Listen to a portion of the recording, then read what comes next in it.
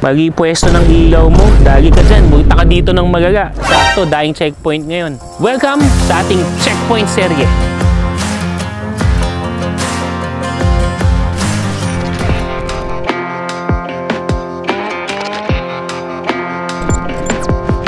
Bago natin pag-usapan yan, be sure na nakasubscribe at nakafollow kayo sa mga channels ng Motor ni Juan. Dahil napansin namin, karamihan ng mga nanonood sa inyo. Ayan o, mga hindi pa nakasubscribe.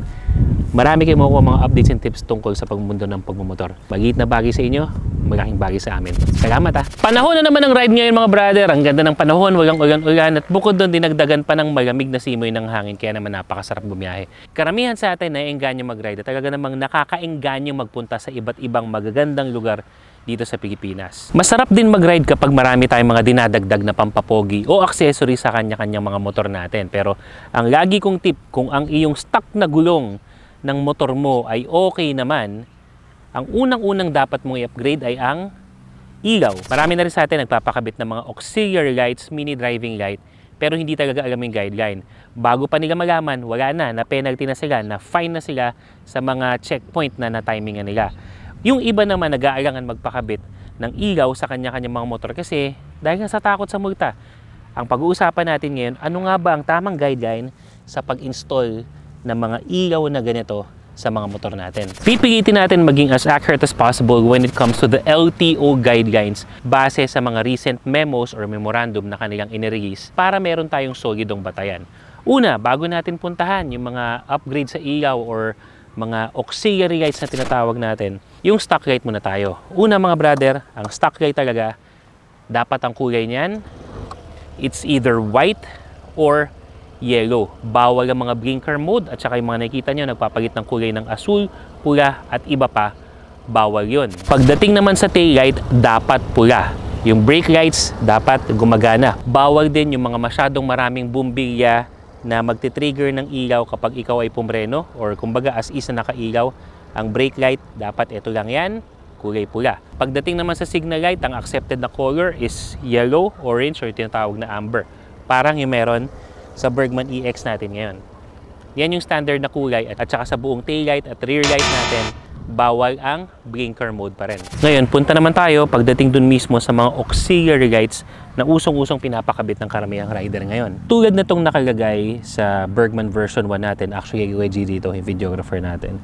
Titingnan natin kung pasado nga ba to sa mismong LTO guideline na sinet at malaman natin kung yung mga ganitong tipo ng ilaw ay mape-penalize kapag ikaw ay na-checkpoint. Unang dapat sundin, yung ilaw na ilalagay natin, yung karagdagang ilaw or auxiliary lights, dapat 2 piraso lamang and at least 4 inches apart. Hindi pwede yung magkadikit na magkadikit, dapat merong gap in between, minimum of 4 inches. Pangalawa, maximum of 6 bulbs per light. Ibig sabihin, meron kang 6 na bumbilya dito, maximum, at saka 6 din dito. So you can have a maximum of 12 sa isang pares. Pero bawal yung ilaw mo dito, lipat mo dito, tas magiging 12 sa isang side. Bawal yun. It should be 6 and 6 maximum. Although, marami naman ng mga ilaw na kumbaga projector type na dating. Para yung mga ilaw na katulad nito, available itong mga ganito sa Juan Moto Avenue. May iba't ibang mga brands ng ilaw na pwede kayong pumili at yung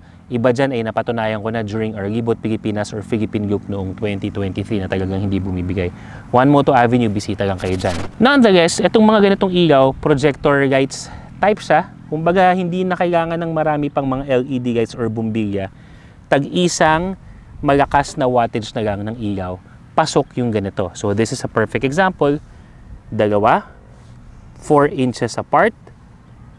Hindi aabot ng 6 na bumbilya sa isang side ng ilaw ng motor. Isa rin sa mga requirements na dapat masunod sa pag-install ng mga additional lights is meron dapat siyang independent na switch.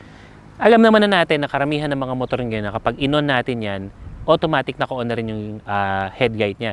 Hindi dapat siya sasabay sa pagka-on ng headlight natin. That means buong araw at habang nag-ride ka, naka-on lang yung additional lights mo. Mali po yun. Dapat merong independent switch that you can turn off or turn on. Dahil isa din sa mga guidelines natin is that if you are riding through a well-lighted environment, tulad sa mga city, BGC halimbawa, Makati, Hindi ko lang alam kung naninita yung mga kapatid natin na enforcer dyan, but by LTO standards, dapat hindi ka na gumagamit or dapat hindi mo na inoon yung mga additional na auxiliary lights mo kapag nandun ka sa mga lugar na maliwanag na. Yun naman ay para hindi ka makabulag or makasilaw sa kasalubong mo o sa ibang tao. Ang isa pa sa mga guideline na dapat sundan natin is yung color na dapat nandoon or ibinubuga ng ilaw na in-install natin. Dalawa lang naman yan mga brother. It's either white or yellow or yung tinatawag na selective yellow. Kumbaga hindi siya standard na yellow pero pwedeng medyo orange ng konti, amber ng konti. Basta bawal yung pink, yung green, yung blue, bawal yun. Katulad na lang nitong ilaw na naka-install sa Bergman natin, etong yellow na ganyan, yellow beam, pwede yan. Pwede rin naman yang white or yung magsasabay siya. Okay lang yun so long as you are not going astray or umiiba dun sa dalawang kulay na permitted ni LTO. Ito na rin sinasabi natin na yung switch ng ilaw mo dapat independent dun sa mismong headlight mo. Kasi kapag yan i-on natin, automatic naka-on yung headlight natin. Ganyan na kasi yung mga bagong motor ngayon. And then, you just have the option to turn on or turn off yung auxiliary light na dinagdag mo sa motor mo. Kasi hindi nga sa lahat ng pagkakataon ay pwedeng gamitin yan. Katulad ng nabanggit natin kanina, if you are riding on well-lighted streets and roads, hindi naman na siya kailangan.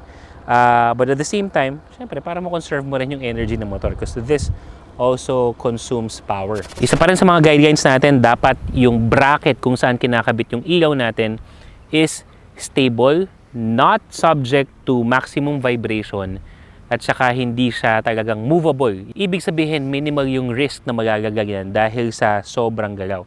Yung mga nauso kasi dati, nung una pa lang nagkakaroon ng mga additional light, uso na dito nila nilalagay. Ito sa shocks. Diba? O kaya naman yung iba, yung mga mas may gap dito sa may front suspension nila, doon nila pinapasok sa mismong suspension. Bawal yun. Bakit? Kasi it's subject to a lot of movement. At saka syempre, pag sa suspension nakalagay, isa lang yan sa mga example na bawal. Galaw ng galaw yan, there's a risk na yung ilaw mo ay matanggal, masira, mahulog, maaksidente ka, makaka-aksidente pa ng iba. Kaya dapat ang recommendation is a very stable bracket. Eto mga brother, RM bracket ang gamit ko nung naglibot Pilipinas ako. And ever since ginamit ko yun, sa lahat ng mga motor na gamit ko, RM bracket na talaga yung nilalagay ko. Kasi yan ay hindi siya sa fairings nakakabit. Doon mismo sa chassis niya, sa bakal, doon sa pinaka-body na bakal ng motor, doon siya nakakabit. Yung iba, okay, sige, nilalagay sa fairings, that's your choice. Siguro isipin niyo mas makakatipid kayo. Pero sa Juan Moto Avenue kasi, we are recommending na mag-RM bracket ka dahil, ay no, mas stable yung ganyan, no? Kahit buhatin mo yung motor mo, gamit yung mga bracket na to, walang problema. May mga na-encounter na kasi kami na magdadagdag ng ilaw sa amin or magpapalagay ng ilaw pero yung dating naglagay ng ilaw sa kanya sa mga fairings lang, ang ending sobrang ma-vibrate, hindi masyadong tumagal yung ilaw tapos yung fairings na nagkaroon ng biyak. So, following the LTO guidelines, dapat nakalagay yan sa isang stable na bracket, not something na movable or subject to maximum vibration. At pag yan ay nakasecure na yung bracket na yan, yung bato ng ilaw natin, dapat hindi masyadong mataas, hindi masyadong malayo. Ang guidelines talaga based on the LTO memorandum is medyo pababa, tapos it should not exceed yung 10 meters na sakop ng ilaw mo. Hindi naman yan susukatin during checkpoint. Ang punto lang dyan is di yan masyadong mataas to the point na nakasilaw ka sa kasalubong mo. Bukod sa pag-secure nung bracket kung saan siya ilalagay, dapat sumusunod din tayo sa LTO guideline kung gaano kataas yung pwede nating paglagyan ng mga ilaw natin. Marami ng mga chismis dati na dapat mas mababa sa headlight, bawal yung mas mataas sa headlight, na kapag dito mo yan ilagay, huhulihin ka na dapat nasa ilalim ng ganito, ganyan. Maraming mga kuro-kuro, kaya nga sa video na to, we are following what the LTO memorandum actually said. In that case, yung ating mga additional auxiliary lights ay hindi dapat mas mataas sa handlebar. Anywhere from your handlebar, in between hanggang pababa yan, basta't fixed at hindi movable yung paglalagyan mo, okay lang yan. Ang ginagawa ng iba, nakikita ko to sa mga mas maliit na motor, nagbubutas sila dito, naglalagay sila ng bracket. Tapos yung iba nagsasabi, bawal yan kasi mas mataas sa headlight mo. Chismis lang po yun. Pwede naman yun. Considering you are following all the guidelines na dinidiscuss natin, ha, pwede po yun. Ang bawal ay, ito yung handlebar mo, dito mismo, bawa, nandito nakalagay. May mga ganun eh. May mga ilaw, nandito nakalagay. Technically, mas mataas na yun sa handlebar mo. Yun na po yung bawal. Pero, kung yan ay mas mababa sa handlebar mo, nandito sa body, depende kasi sa motor yan kung saan nilalagay. Or katulad nito, perfect na perfecto, kung saan natin nilalagay. Nakakabit sa chassis, tapos nakausge, nakalinya lang yan sa headlight natin. Okay na okay siya. Yung iba naman, gustong nakatago sa ilalim, okay lang yan kasi ang layo na sa handlebar. Again, so long as hindi movable yung pinaglalagyan mo or yung bracket na pinaglalagyan ng ilaw mo. Yan, isa yan sa mga kuro-kuro na katunayan, wag tayong basta-basta makikinig sa chismis. Sa madaling sabi sa pag-install ng mga additional lights sa ating mga motor ay dapat meron tayong sinusunod na guidelines. Ang ilan nga sa mga yon is kung saan ilalagay, gaano kaliwanag, anong kulay, at iba pa. Sundan nyo lang ang mga guidelines na napanood nyo sa video na to para siguradong safe at iwas aberya kayo kapag kayo ay na-checkpoint.